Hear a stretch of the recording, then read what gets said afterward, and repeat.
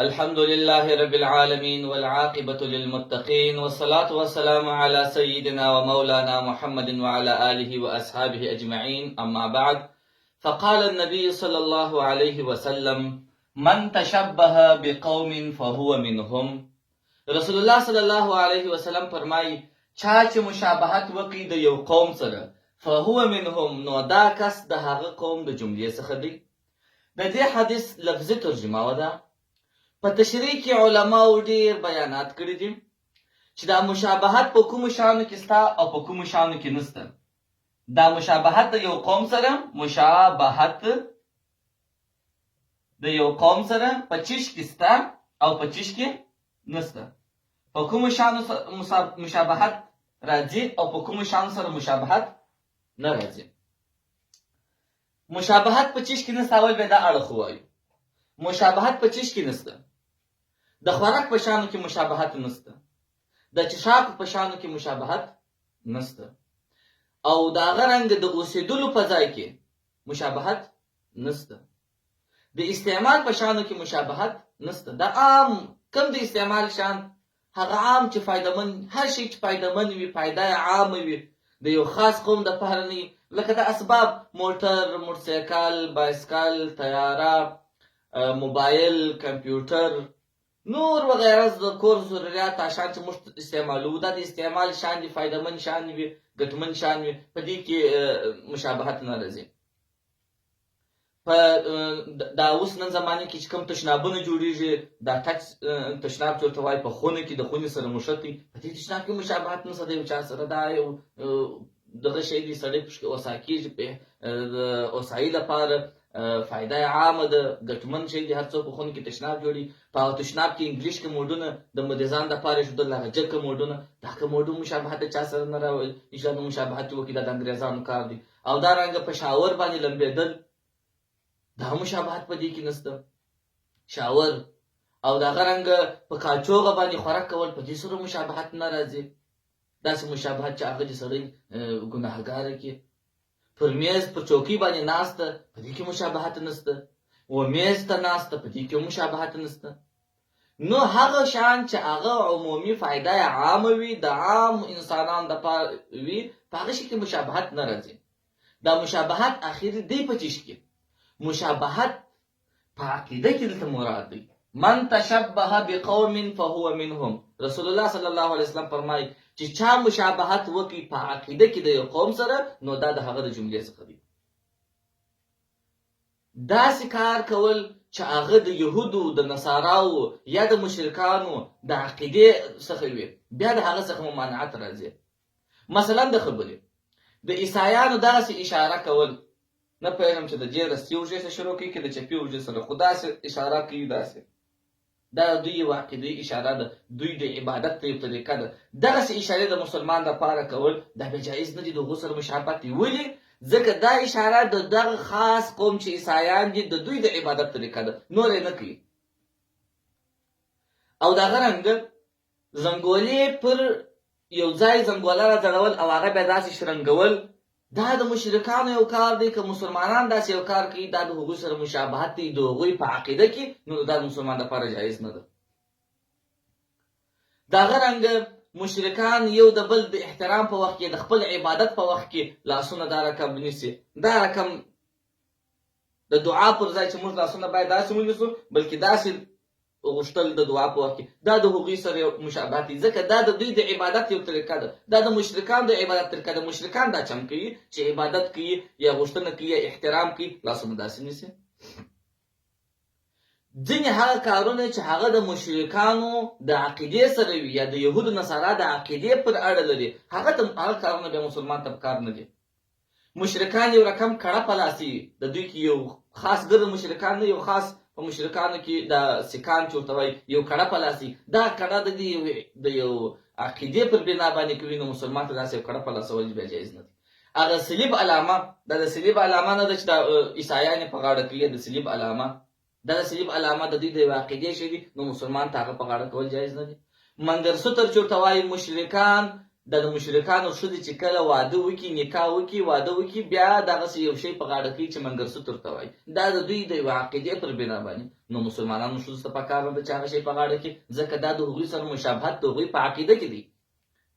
د هغه رنګه دا سندور چې دی په دا سر کې اچي د دوی ښځې د واده په وخت کې د نکاح په وخت کې دغه سندورې په سر کې ور اچي د ښځو دا د دوی یوه عقیده ده د دوی د عقیدې سره تړاو لري د مشرکانو د عقیدې سره تړاو لري نو دغسې یو کار د مسلمان ښځې ته پکار نه دی ځکه دا د هغوی د عقیدې سره مشابهت داسې یو کار یې وکړي چې د هغوی د عقیدې سره مشابهت ورته والی راغلی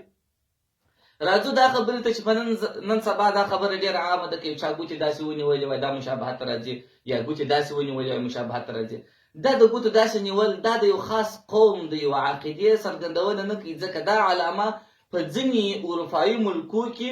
داسې ده چې جرم بلل کېږي که چا دا علامه وکړله کیدای شي بندي شي مجرم دي د هغو پابندي پر لګوی ده دا ځینې د سیاسي اشارات څخه ده لکه هغه د عسکرو اشاره چې د عسکر داسې اشاره کوي دا هم داسې اشاره ده و په لمانځه کې حدیث شریف کې راځي چې په لمانځه کې په اتحیاتو کې باید اشاره وسي اشهد ان لا اله الا الله باندې اشاره وسي هغه په وخت کې په روایت کې راځي چې اشاره په یوه ګوته وسي یو بل روایت کې راځي چې یو کس دا اشاره کول دا دوې ګوتې پورته کړلې نو بیا یو صحابي و هغه صحابي ورته وویل چې ته د دواړو ګوتې مه پورته کوه په دواړو ګوتو سره اشاره مه کوه په دا یوه ګوت سره اشاره کوه یو په لمانځه کې دا دوه ګوتو اشارې څخه ممانعت راغلی دی په عام وخت کې په اسلامي احکامو کې د دې څخه ممانعت راغلی نه دی مګر و په کار ښه نه ده دا زموږ کلتور نه دی دغسې اشاره کول دا د یو چا د عقیدې سره تړاو نه لري ما ډېر تحقیق وکړ دغسې یو اشاره چې ده دغه اشاره دا د حریت او د ازادۍ او د کامیابۍ په معنا سره ده په ځینې ځایو کې بیا خلک بد ګڼي ځینې ملکونه بیا بد ګڼي بیا جرم ګڼي که یو چا داسې وکړه په هر صورت دغه اشاره د عقیدې سره تړاو نه لري دا یو عمومي خبره ده یو عمومي یو اشاره ده لکه نور اشاره دا اشاره چې د لایق اشاره ورته وایي د ښه اشاره دا داسې اشاره چې د بدۍ معنا لري بد معنا لري او دا رقم اشاره دا اشاره چې د داسې اشاره کول دا هم په ځینې دغه کې راغلي دي په ځینې ملکو کې دا اشاره چې ده دغه راځي د اخلاص په معنا باندې راځي د محبت په معنا راځي مګر په ځینې نورو ملکو کې بیا په نورو اروپایي او امریکایي او برطانوي ملکو کې د دې اشارې علماو لیکلي وایي د دغسې اشارې مطلب دا دی چې هغه مخاطب ته دی دا وایي چې ستا ښځه بې وفا ده چې ستا ښځه بد اخلاقه ده دا معنا اوس دغه بټه ګوته کورسران وي دا دې ته بیا قرن الشیاطین وایي دا د ملحدینو علامه ده ملحدین دا علامه کوي د ملحدین دا معنا ده چې د شیطان د عبادت طرف ته قرن الشیطان په عربي کې دې ته وایي د شیطان دوه ښکرونه چې داسې علامه وکړي د دې علامه مطلب بیا علما وایي دا ده چې دوی د خپل الحاد ښکاره کوي شیطان پرستي دا د شیطان پرستو علامه ده نو مسلمان ته بیا په کار نه ده دا وینې ځینې علامې دا رقم دي چې هغه داسې د یو عقیدې پر بنا باندې کېږي لکه دغه علامه د دې مطلب دا دی چې موږ شیطان پرست یو موږ د شیطان پر لار روان یو موږ الحاد او کفر خوښوو نعوذ بالله من ذلک دغسې اشاره بیا جایز نه ده داسې اشاره کول مثلا د خبرې داسې اشاره کول دا بیا پروا نه کړي دا جایز ده ځکه چې دا اشاره مطلب دا دی چې ډېر بهترین ډېر خوندور او ډېر اعلی داسې اشاره دغه رنګه ځینې نور اشارې ډولونه شته چې هغه دغه دي جایز دي ځینې پکې ناجایز دي داسې اشاره کول دا د دعا غوښتنې یا د یو خواهش د غوښتلو په وخت کې چې ګوتې ونیسي داسې اشاره کوي دا کار دا هم یو عام دی د یو خاص چا د عقیدې پر اړه نه لري خو مسلمانانو ته پکار ده چې هغه د دعا غوښتلو په وخت کې هغه داسې دعا وکړي خو ځینې کسان بیا په انسانانو کې داسې شته په بهرني ملکو کې شته چې هغه داسې نښانه کوي د دې مطلب دا دی چې دغه دی د یو شي غوښتنه لري د یو شي تمنا او امید لري داسې اشاره کول دا بیا داسې اشاره یو چاته کول دا د محبت علامه لري خو په هر صورت باندې هر هغه اشاره چې هغه دغه وي د اسلام سره ټکر وي مسلمانان ته هغه اشاره کول پکار نه ده زه د اشارات بیخي ډېرې دي د لاسو داسې اشاره معنا ته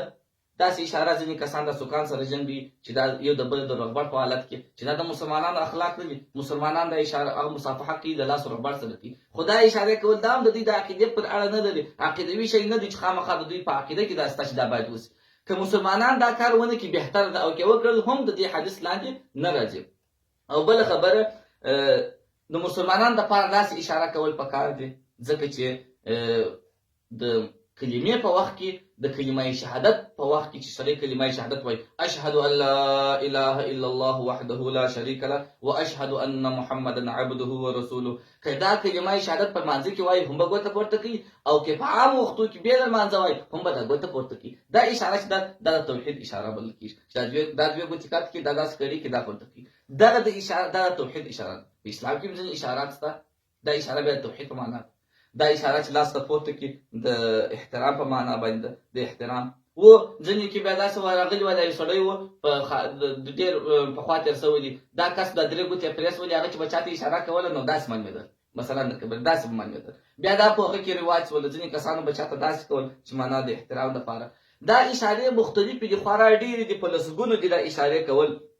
خو په هر صورت باندې اشارې داسې اشارې کول یا داسې اشاره کول یا داسې اشاره کول یا مثلا داسې اشاره هم راغلې ده چې داسې اشاره کوي بیا دوی داسې عسکري اشارې هغه کې ځینې